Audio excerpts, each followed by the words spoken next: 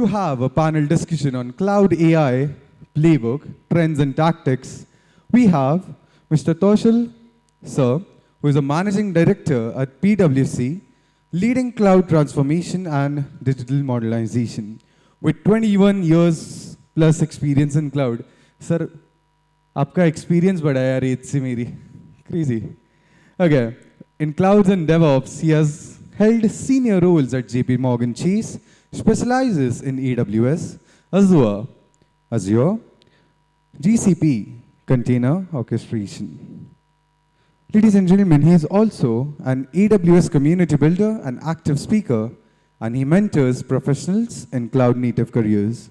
He's based in Pune. He's passionate about scalable cloud solutions, knowledge sharing, and driving community engagement across India. Can we have a big round of applause, people? Well, the crowd favorites are going to be back here on the stage again. I would like to welcome Mr. Siddhant Jain and Mr. Vijay Kumar Jangama Shetty right here on the stage as well. With your big round of applause, people. Also, someone who started things off in the workshops, I would like to invite Mr. Mayur Ved, a software engineer 3 at Google. Sir is working as a software engineer at Google while sharing the details about workshop building AI apps in minutes with Firebase Studio and GenGet. And ladies and gentlemen, I would like to invite a moderator of the day, the organizer of this event, Mr. Antriksh Gupta, sir, as well, for this. A big, big round of applause. All right, gents, the stage is all yours. Let us have this panel discussion. Over to you. All right. So, thank you so much first, Toshal sir. He's a very senior person in our industry. Mayur, Siddhant, Vijay, okay? And thanks to all of you to stay with us near about, it's 4:45. We are a bit 30 minutes late, near about 20 minutes late for the event. No worries, we'll wrap up as soon as possible. We can do that. So this is the panel discussion, and these questions is not that we curated. This is the questions that we generally get it in our monthly meetups from our participants. So we think this cannot be this can be the right stage for us to ask these questions from the industry experts like Toshal, Vijay, Siddhant, and the Mayur, those who regularly connects with the customers and the clients for their organizations, okay? So one line things, what you think about, this is the open forum for everyone. One line, if you can explain, what is cloud and AI? That's it. If I ask these questions to any 10th class student or the 7th class, 8th standard student, you can explain them. What is cloud and AI? That's it. Toshal sir. So I would say, I think I can see one small kid sitting here, and for him to understand a cloud is nothing but, when he gets mobile from his parents to watch any kind of a nursery rhyme, that's his pay-as-you-go model, where his parents are able to give that particular device for a certain time for him to actually use it and take it whenever they want. So it's a kind of a pay-as-you-go model for the kid, which can be taken away anytime. So I would say that's what cloud is all about. We go and use it whenever we need, and we just release it whenever we don't want. Now, when we come to AI, and that's where things get very complicated and very specific to person's perspective. In my perspective, what I can see is AI is an enabler for us. AI is an enabler how we can improve what we are doing. How do I do it in a better manner? How do I do it in an efficient manner? And how do I surpass whatever I have known till now? So that's what AI for me. So that's it. Nice. Vijay. Yeah, I think great one, especially on pay-as-you-go and all. But I say, when we have, everybody would have seen Three Idiots, right? So definition of machine जैसे button दबाओ ये हो जाता है, zip up, zip lock. So same way, I think how, because nowadays kids are really pretty, they understand it very well, right? It can be any device, right? So where they want to build an app, और ऐसा अभी the coding का इतना fever सब में है, so just want to say like AI say you can build an app, right? Or a small thing which you can really do it fast, basically, right? So that's the main aim. And other thing is you have the devices, like it can be any home or Alexa, whatever are there. So how it's working? So because everybody is using that, okay. The best use case when we don't have a clock at home right now. So my daughter asked, Alexa, what's the time? Or Google, okay Google, what's the time now, right? So somewhere there's a wall clock in some of the room, but they are not able to see it. So I think these are few things what are helping in our day-to-day life. I think this is a easiest example what I can think of. Thanks, Vijay. The next thing is from the two people who are coming from the product side, regular working into the Google. So there is a one thing that call a balance between the experiment and the productionize the application. Experiment is good. We are writing the prompt, we are getting some output of it. But what you think where the organizations or some POC teams has to draw the line for experiment and the productionized model, where it can fit exactly? I think that's an interesting question because that's a dilemma that's being played out across enterprises all over the world. Traditionally, I mean, not just now, but even if you go way, way back, which is like 5 years from now, data science teams, not just data science teams, but any team working on an innovative concept face this question around, you guys do really good POCs, but how many of them go to production, right? So that has been a dilemma for forever. I think the line, and you would find this answer to be different if you ask a different person. But for me, the line is when you are able to prove value and sustained value. One, you're able to sustain the cost of running the production environment of whatever service you have created. Number two, it's adding value over top, whether it's for your own team, whether it's for the company overall, or whether it's not, it should be something that can be measured very clearly. And it doesn't matter if that product is supposed to last 10 years or 20 years. Even if it's a relatively shorter time span, it's okay. But the ratio in which it provides value to the effort that it takes, I think that has to be high. So as long as we have that, it should go. So I strongly agree with Siddhant.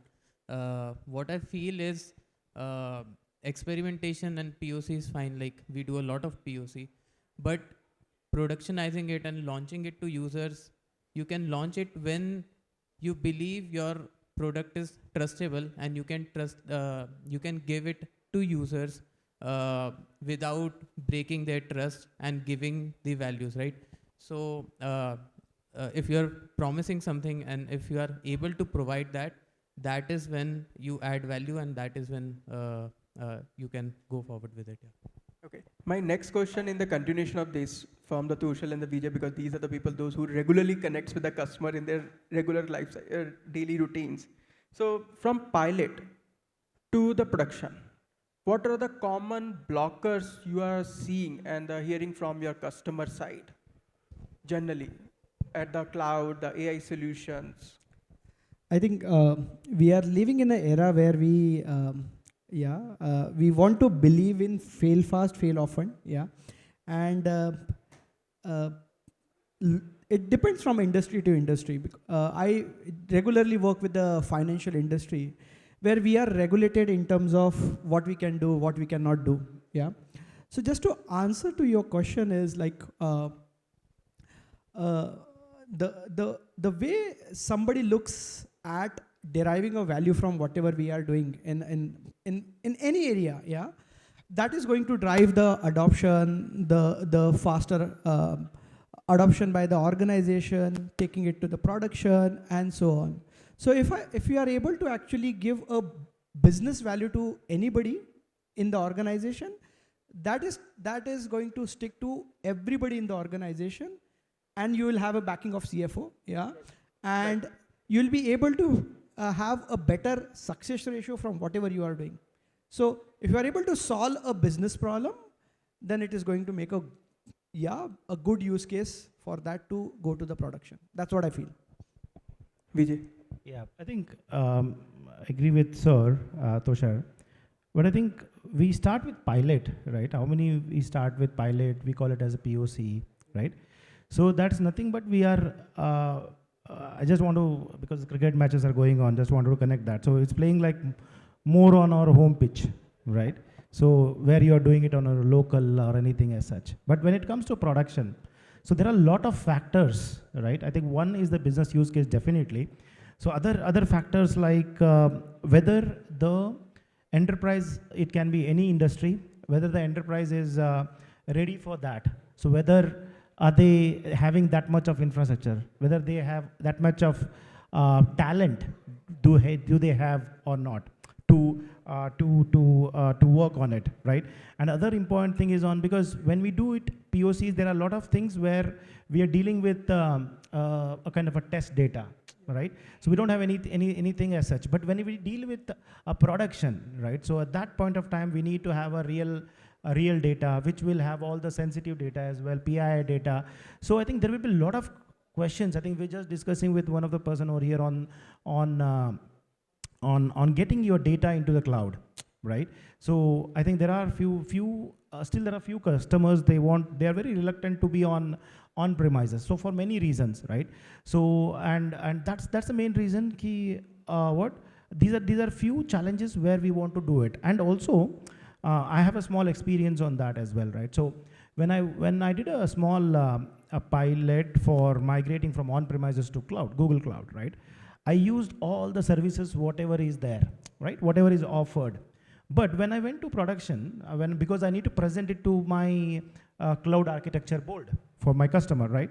So they say, oh, this is not approved tool. This is not approved services here, right? So then I need to go back and say, okay, I need to do a plan B, right? There are few services which will have multiple options to work around. There will be workaround definitely, because they wanted all the services to use the encryption keys by default, because earlier days, so not all providers had all this keys enabled to it, right? Only certain services, whichever have been approved, so they usually used to use those kind of services. So I think there is definitely a difference between pilot and getting into production, but all these factors are really important to get the successful or satisfy your use case, what you are trying to do. Thanks, Vijay. Thanks, Toshal sir. So the next thing is, whenever I just met with my customers, okay, I worked into the healthcare and banking finance, both of the domain, largely in my entire career. Okay, and when the AI adoption has started, I generally get the three main questions: ethics, security, and the governance, right? So there are two persons from the Firebase that's totally works with the clouds as well, right? So suppose if I just build an application with the Firebase, and how do you maintain these 3 points: ethics, security, and the governance?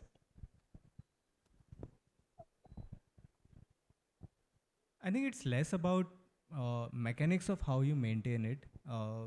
All it boils down to is whether a business succeeds, and every product is a business in itself. So whether a business succeeds, ultimately, yes, it depends on the value it is providing. But even when it is providing a definitive value, if the trust is not there, trust across stakeholders, those who are building that product, those who are using that product, those who are funding the product. Take WeWork, for example, right? It was providing a lot of value, but the trust was not there after some point. Like similarly, like there are other companies who could be there.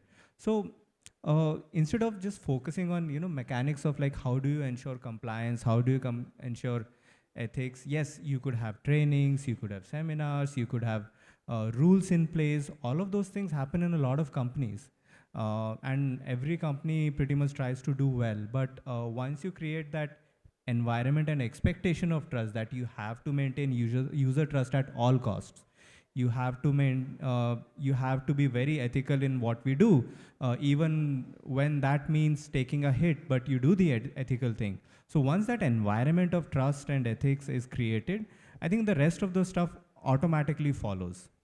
Okay, the one question I have from the Mayur, we have a one new product in the market that is Firebase Studio, right? In Firebase Studio, okay, I just asked from the audience, how many of you know what is Firebase Studio? Okay. All right. So Firebase Studio, those who don't know, it's a simple AI application or the AI extension into the Firebase where you can directly write a prompt and it will give you the entire web application with front end and back end. Okay. So I just want to know, when you people are building this product or this feature, what I say, okay, what are the security guardrails in your mind? Because person can ask anything, right? We have seen recently, VO3 launched entire world, globally, but it was not launched in India because they are fixing some security patches that time, right? It's well known, yeah, we have to be launch it at somewhere place. Like similarly for the MedPalm, right?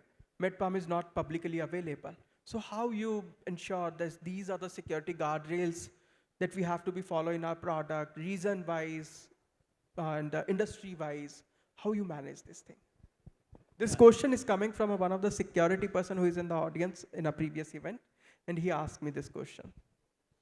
This is a very nice question, I'll say. So, right from the beginning of our product development, right, what we do is we maintain quite of eval sets, and then we also have quite of standards and libraries internally that we use to bake in the guardrails inside the response that we serve to our users. Because we want to maintain the trust, right? We want to provide the value. So there are multiple things that goes on right from the beginning of the development. We also do this, that we try to break our own product internally, and that helps us understand what are the guardrails that we are not fulfilling. There are multiple standards which we have predefined standards that we try to follow, plus we try to break our own product, plus there are past learnings, new observations that we all try to bake into the product. Yeah. Thanks, Mayur. The next question, very interesting question. Before we go on to the next question, I just want to add, I think we human are very innovative, very creative, and we can do any jugaad to get to the result. Yeah. So just one point on one of the biggest name in terms of the AI capability. There was company, I'll not name that company, which is backed by largest hyperscaler. They used human in a back end to actually get the right result. Yeah. So this is kind of a jugaad which we do. Yeah. And I think there's no limit to it. But what is the end result? So what I believe is, yeah, I still believe the machine to have some sort of a guardrail, some sort of a pattern, some sort of a restricted boundary to follow that and adhere to that. Yeah. So I think in terms of those restrictions, if you have those restrictions right in that place, yeah, it will simply follow that. But we humans are very jugadu. Yeah. Right. So I think we need to find some sort of a solution for that. But yes, that's how we evolved actually. Yeah. Yeah, over to you. Yeah, thanks. Thank you so much. I appreciate you have raised this point. Okay, so the next thing, among all of us, okay, Tushal sir, you have managed the largest teams, yes, right? If I ask you how many people you manage till now, I am assuming you don't know the exact number. Absolutely, right? yeah. So how you manage in your career the teams to be motivated as per the industry standards and as per the industry, how the industry is growing? It's very rapidly growing right now, right? Yeah, I think it's very human actually to to have some end goals, yeah. And how do you achieve that? Every human has some sort of an end goal which he want to achieve, yeah. Identifying that human perspective of an individual, yeah, understanding how he wants to go there is the ultimate thing a manager should have, yeah. Another thing which I inculcate when I work with my team is I give full autonomy to them in terms of what they want to do. Yeah, I'll tell you one very typical use case or incident which happened with one of my reportees, and it's very way back. It's nothing to do with the cloud world when we were living in the ISDN world and VoIP and all those things. So there was one gentleman in my team who was very curious. He was very curious to learn new things. Yeah, and there were no QA environment, dev environment, test environment at that time. And I'm talking about 2006, 5, 6. So this gentleman was there in the shift. He was doing something, he was learning, and he understood one command. Yeah, and I don't know whether anybody knows Avaya here. Yeah, but there was a system, there was a command named recess system 4. Okay, so that recess system 4, yeah, what it does, it does a soft reboot of your system. Yeah, and that person has experimented. Yeah, and he just ran that command. Immediately within 5 minutes, I got a call saying everybody got disconnected from their phone. Then I immediately call a person who are there in the shift, and this guy picked up the phone and it says, "Sir ji, मैं जरा experiment कर रहा था और मैंने ये command चला दी." मैं बोला, "तुझे पता है ये कमांड क्या करती है?" तो मैं पढ़ रहा था और मैं बोला चला के देखता हूँ. ये 4 दिखा, मुझे लगा लोअर लेवल का है कुछ. तो then he ran and everything happened. Immediately all phone system rebooted and everything. So I think even though this guy has done a mistake, I would not call it as a mistake. I would call it as his curiosity. But again, we as a manager or we as a human being have to actually understand his situation as well, that I don't have any other test bed to play with it. Yeah. Now we are living in a world where we are very fortunate to have multiple environments to play and then do it. So I think giving a full autonomy, backing the team, showing them the right path, how they want to go into their career, and then supporting them. I think that's what motivates my team, and that's what I keep on doing. Yeah. I was one of those people. Okay, very good. No, I like those kind of people. I am in contact with that person. He has achieved good technical capabilities in his career, and he's gone places. So I don't call it as a mistake by him, but he learned from that. Yeah. Yeah, I accidentally logged out my entire organization. So this happened with me in my initial career. I run the delete query on the production with the customer master file. I was about to ask the same question. So it was a soft reset is still good. What if somebody has deleted it? I think it has happened. It's happened with everyone in the production all of us when they started the career. Yeah. I think just to add on top of it, right? So I think we talk about guardrails, right? So it's even there should be a guardrails, but not as a gatekeeper, right?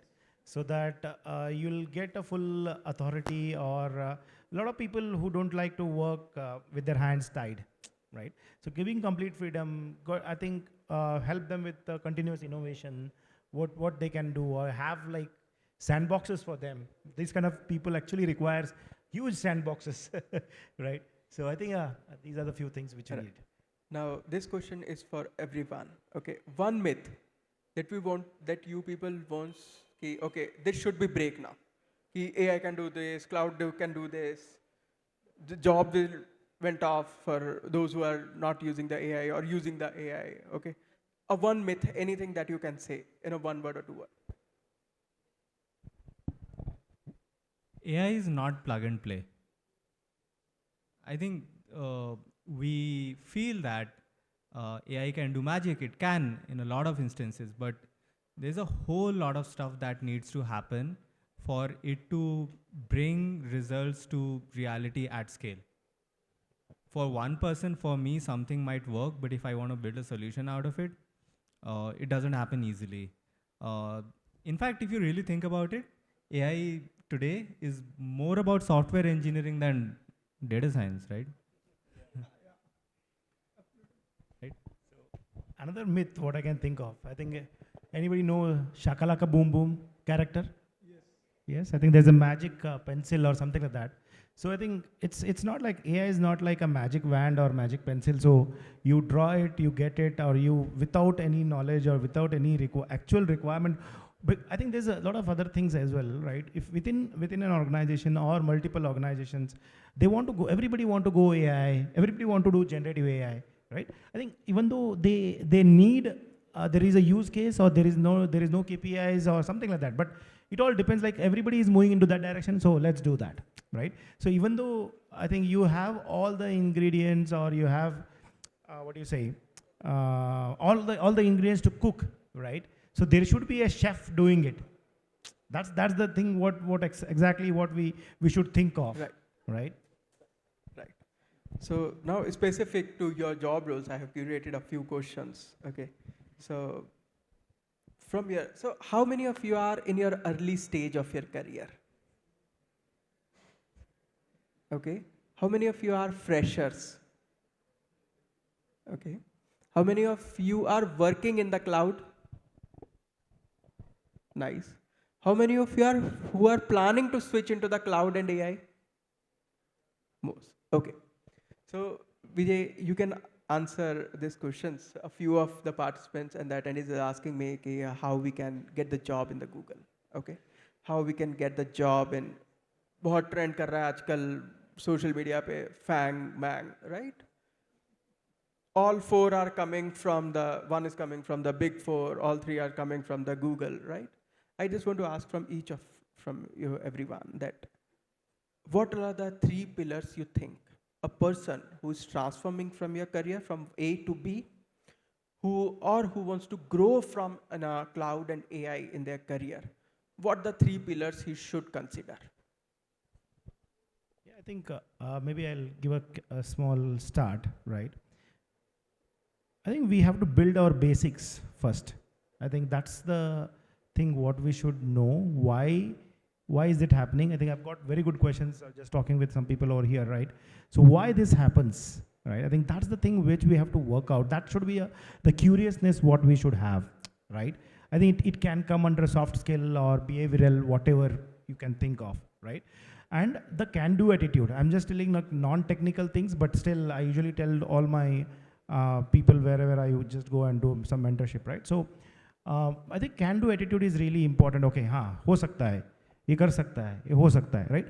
Because whenever you get into any organizations or any interviews and anything, right? So there usually people check like how's the attitude of the interviewer, he or she is able to do it, all right? Or whether there is a problem-solving capability is there. You are breaking the problems into chunks and then you are trying to break the problems, right? So whether that has been there. Then comes technical things, right?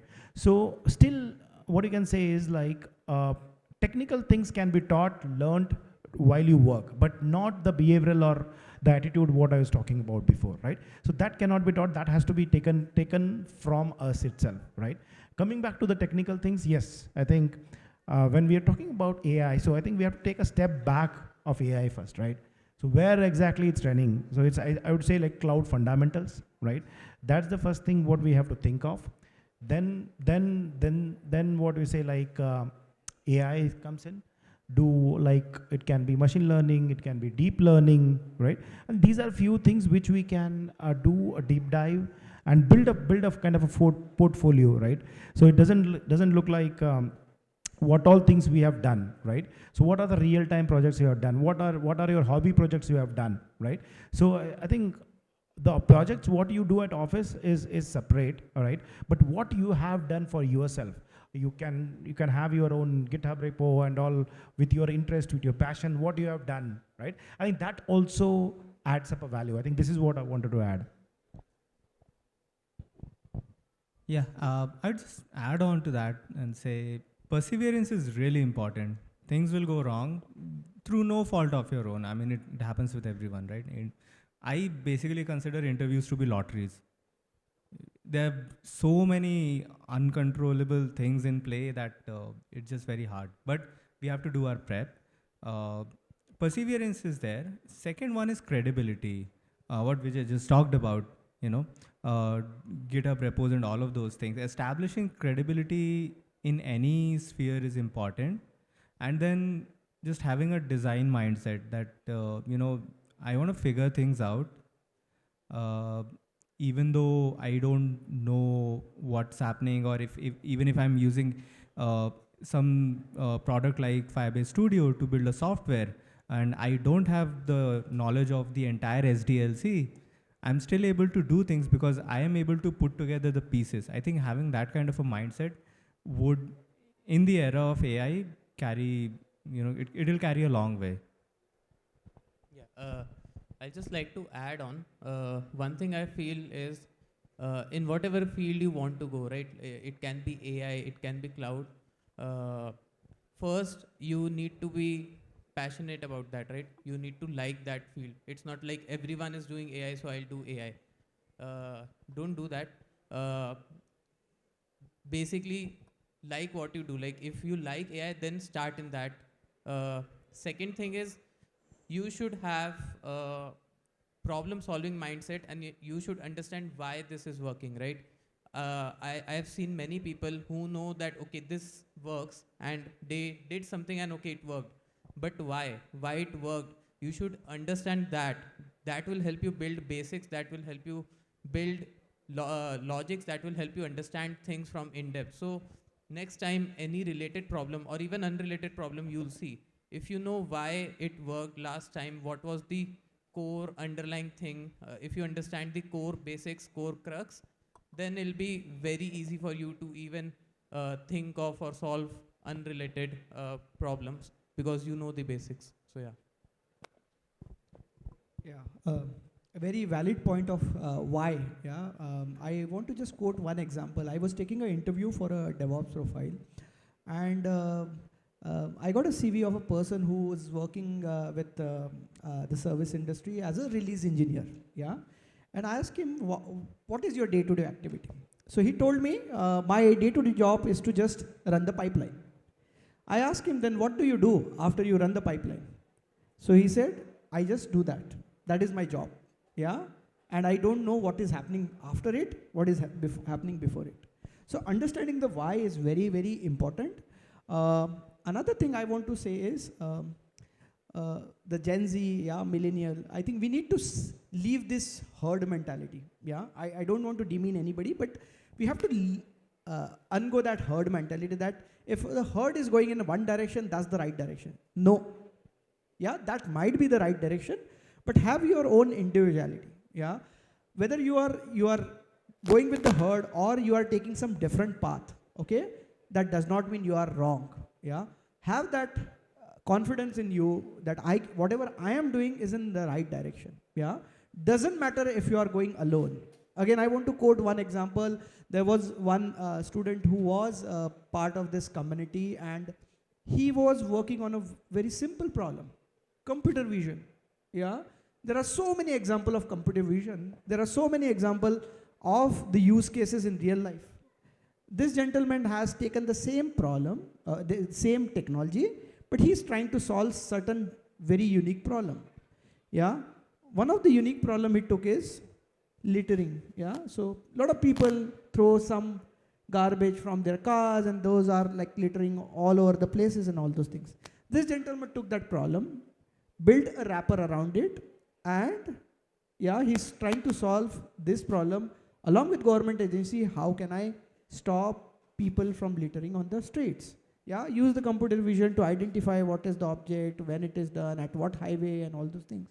And this gentleman has implemented this solution, and we are using that on FC Road. Yeah, some variant of it where people who are parked their vehicle on the wrong places, it is getting direct challan. And the same gentleman is actually supporting the government to do that. So I think taking this unique path, trying to solve that problem is what will distinguish you from others. Yeah. So I think those are the skills I would say, and consistency. Yeah. Whatever you are doing, you have to be consistent. Otherwise, there is There are n number of deviation for you, diversion for you, which will not keep you on track. So being consistent is one of the things. Yeah, that's and also like always asking questions, right? Yeah. No question is Right. a silly question, right? Yes. I think that's the one, because whenever I go to the colleges or anywhere, right? So Yeah. especially I request them, okay, please ask some Ask questions, right? Especially the school mentality, Yeah. right? So I just want to, there was a workshop like L400 workshop which I was doing to my partners, okay? So it was a technical workshop. I think there were a hell lot of questions coming in, right? From it was like a full day workshop. So at the last, somebody came and told me, I think, sorry for the thing. These were a lot of questions coming in. Don't worry, because if I am sitting in your position, I would have asked the same number of questions, right? So that means if you are the person you are asking questions, that means you have to be ready to answer the questions as well. So that's what I told them. And it can be anyone, right? So whenever in your day-to-day interaction, right? If you are a student, right, ask questions to your professors. If you are working in IT domains or wherever we are right now working, I think ask questions to your team leaders. Not, I think even it can be a customer as well, right? So I think unless you ask question, you'll not understand, because we may build something different, right? That's why we do a lot of requirement gathering and all. Still, even though we do a lot of requirement gathering and workshops, but there are a lot of times where we miss some questions to be asked, right? I think that's the thing where we have to list down like what type of questions should be asking, right? I think different set of questions for different set of individuals as well. So I think that's the asking questions is what pretty important, what I can think of. Thank you so much for this. Similar kind of experience I have when I started the AI lab in India in 2022. I have a very good 2 interns with me. Okay, they always said, Antriksh, we don't know, but we'll try. Whenever I throw a problem statement to them, Antriksh, we don't know, but we'll try. And once I asked one thing to that one person, that why is it always you said, ki, I have read the quote, that be foolish, be hungry. And I proudly said, these 2 people are still with me today, Pratik and Nyanda, okay? So these are the, why these people are with me, okay? Everyone said to me, Antriksh, why these 2 only? Pratik and Nyanda, they are very young in the age, right? They have never, means they were, I think, 2nd year or 3rd year in their college that time, and recently they have joined the full-time jobs in their other organizations. Why these 2 people? Because they always quoted me, be foolish, be hungry, we don't know anything. If you give us a problem statement, we'll try and give you the result. That's the simple question, that's the simple ask every team leader or the team manager ask you, okay? So thank you so much guys for coming, and the hearing is from the last 30 minutes on these interactive sessions with this brilliant panel. Thank you so much, Toshal sir, for coming us for this, especially for this panel. Thank you. Okay, Vijay, stay at the last. Mayur and Siddhant, they have a flight very soon, so they have to be catch it up. Me, Antrish Gupta, signing off this panel. Thank you so much. If you want to see the live of this or the recording of this panel, you can follow the GDG Cloud Pune YouTube channel. Thank you so much. Thank you, everyone. Wonderful. Have a Thank great you. day. Cheers. Thank you.